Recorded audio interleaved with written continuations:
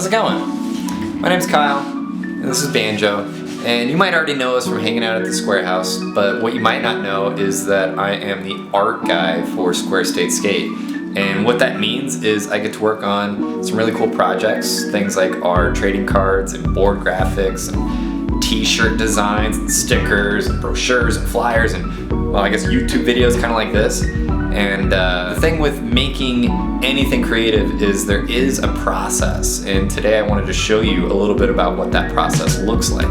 So I'm going to be working on a project. It's going to be a flyer for upcoming Halloween Havoc contest at the Boulder Square House. I'm just going to show you what that looks like, taking a rough idea, sketching it up, working on it, and trying to get a finished product out. So the first part of the process is all about getting ideas onto paper. Doesn't matter if they're super rough. I just like to sketch out a few options for what I might want to pursue later on down the design. Get out my sketchbook and just do a couple of really quick thumbnail sketches to get an idea of what this character is going to be. And since it's a Halloween contest, it probably makes sense that this guy's dressed up in a Halloween costume. So yeah, let's do that. Okay, no, it doesn't look like much, because it's not, but I do have a very rough idea of what this guy's going to look like. Blue mechanical pencil, kind of going through and adding some of the robotic pieces. So it looks like he's going to have a really boxy head, maybe a really bendy sort of arm and leg type thing going on with his costume, a big old box for his torso.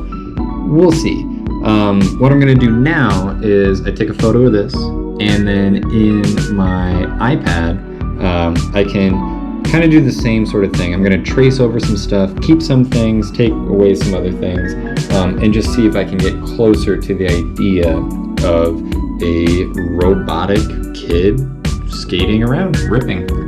And then from there, I work in little layers, and so one layer is going to be an outline, and then another layer is going to be what I call the base colors.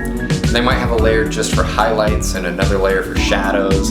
And maybe you want to get really fancy and have things that have sort of a see-through transparency quality to them. So once you've got the character done, you're ready to start working on the flyer.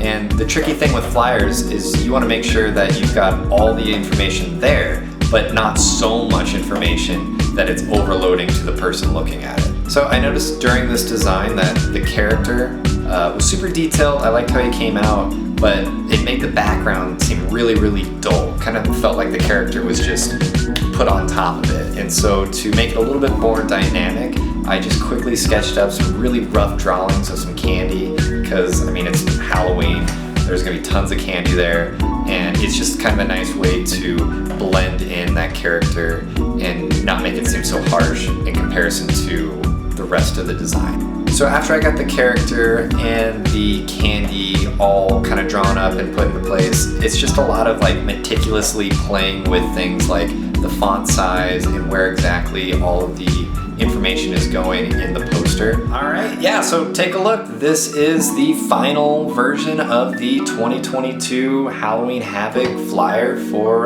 the event. Come on out, get dressed up, get some candy, get some food, and we'll see you there.